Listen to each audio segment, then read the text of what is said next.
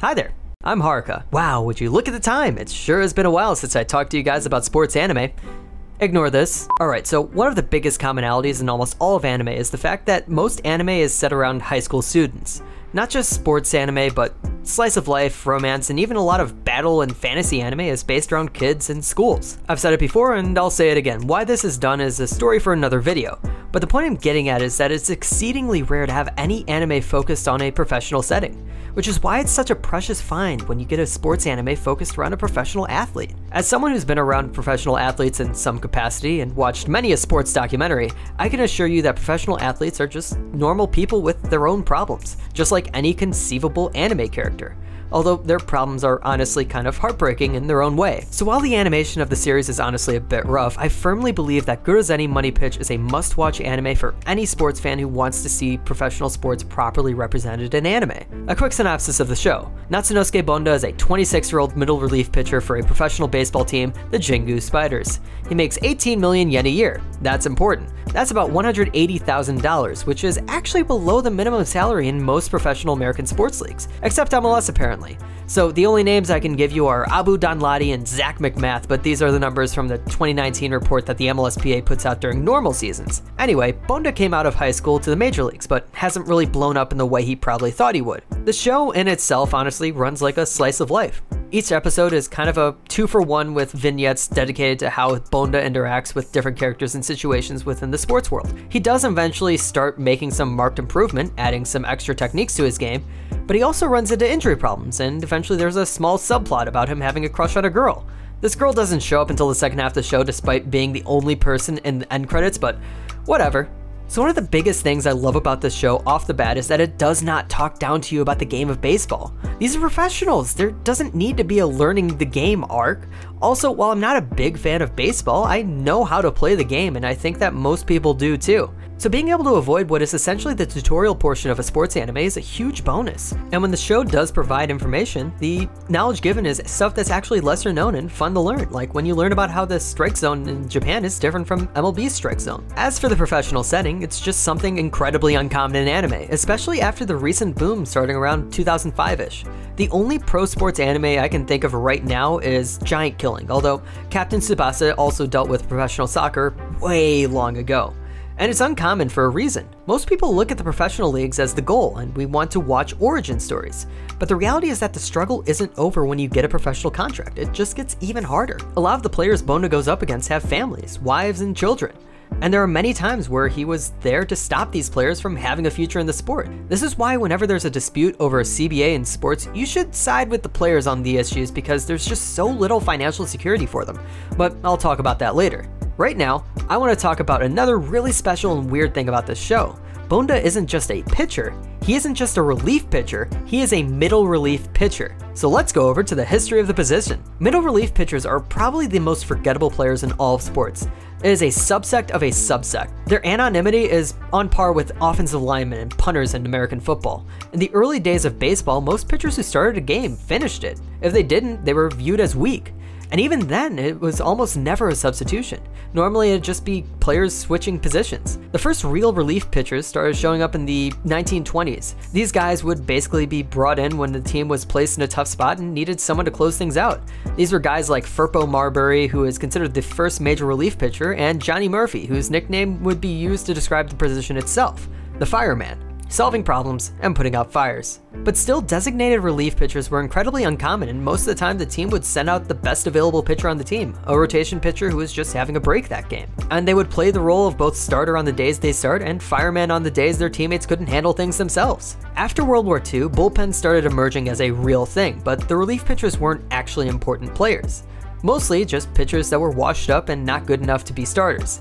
A couple of guys were able to turn this spot into a career, with Hoyt Wilhelm having a Hall of Fame career starting in 1952. Actually, he started his career at what would normally be seen as close to the end of a player's career at age 29, but he ended up playing into 1972 and retired at about 49. But these relief pitchers were still just a bunch of weirdos who couldn't get the starting spot. They really only made names for themselves most of the time for throwing really weird pitches like forkballs. In fact, our guy Wilhelm mostly saw his longevity because of his knuckleball.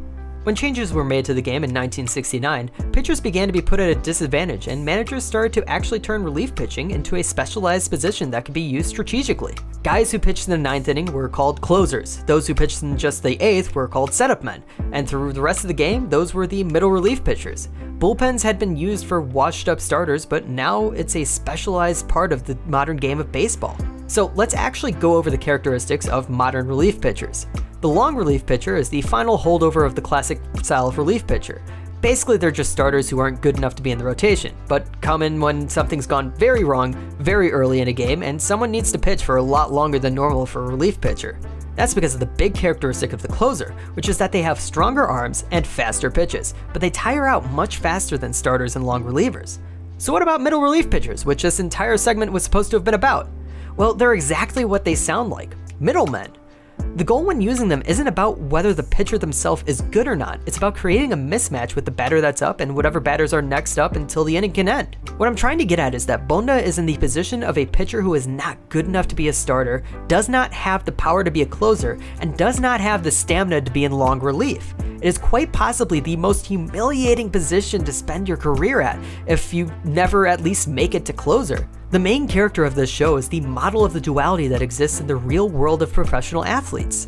Someone who has made it to the pinnacle of their sport, but effectively useless. I mean, it's an important position, but it's an important position that is populated by players that management deems useless in any other state. Bondo was a starting pitcher in high school, but at 26, he has never made it out of the bullpen his entire career. His anonymity admittedly helps him blend into civilian life so he can hang out at pubs without any problem, but it also kind of works against him when he's trying to get the girl he likes to notice him. Speaking of relationships, Gurazeni brings to light a sort of interesting real-life thing that no one really ever thinks about when it comes to sports: player relationships. Most people don't think about friendships that form between players on a team, much less friendships that develop between stars and benchwarmers. The most famous example is Hall of Fame running back Gale Sayers' friendship with his backup Brian Piccolo, but that's just the one that movies were made of. Mostly teammates become friends, and sometimes a big player hangs with lesser known players because they hang out every day at practice. In Gurazeni, Bonda is friends with Tokunaga, a color commentator who was with Bonda in the bullpen during the latter stage of his career, Yukio, a young power hitter who is sort of seen as the team's future, and Akira, the guy who is actually the ace starting pitcher of the Spiders. These relationships are developed because that's what professional relationships are in sports. Famous players don't just hang out with famous players, they hang out with their teammates. Now we get into the big themes of the show. First of all, there's a major problem of financial insecurity in professional sports. People always think about the big players earning big contracts, and sometimes even look at the smaller time players' contracts and think that they have it made. But the show's main focus is Bonda's goal to earn enough money in his career so they won't be completely crushed the moment he leaves sports. There's a joke about how the NFL stands for not for long, and an athlete in any sport can be deemed a surplus at any moment and be out of the sport in less than a week after a bad enough performance. And the moment a player hits 30, their days are numbered. So when guys hit retirement, they're left with lifelong injuries, no pension, and a lot of the time don't even have a college degree to help get another job. Another issue is that there's a major struggle to maintain personal relationships outside of the sport. I talked about teammates, which is mostly the relationships these players have, but off the field, it's hard to really interact with anyone outside of the sport. When your work is something so all-encompassing as sports, it will be a major part of your life both on and off the field. Because of the massive time commitment, finding a girlfriend is difficult, and it's something explored in Bonda's romancing of Yuki. There's also the connection back to financial instability, where there's an added stress of athletes being unsure if they can provide for their partner when they end up retiring from playing. Look, Gurazeni isn't a revolutionary anime, but it's really interesting by providing a perspective on sports that is usually ignored by the average fan. Sure, the CGI is janky and the overall tone of the show is absolutely not as serious as what I'm making it out to be, but it still handles these sort of conversations in a way that doesn't minimize how serious the problems these professionals face. And that's why Gurazeni is an important anime. Thank you for watching. Thank you for watching my videos. You should watch more of them, maybe tell other people to watch them. I'm going to put a halt on streaming for now until I can pull together enough interest for me streaming where I'm actually streaming for an audience and it's not just me and the mod bot. But because I'm not going to be streaming, I'm going to be putting out 2 videos a week now, so that's fun. Click the subscribe orb and there's a different video you can watch if you want to watch more of my content. Yeah.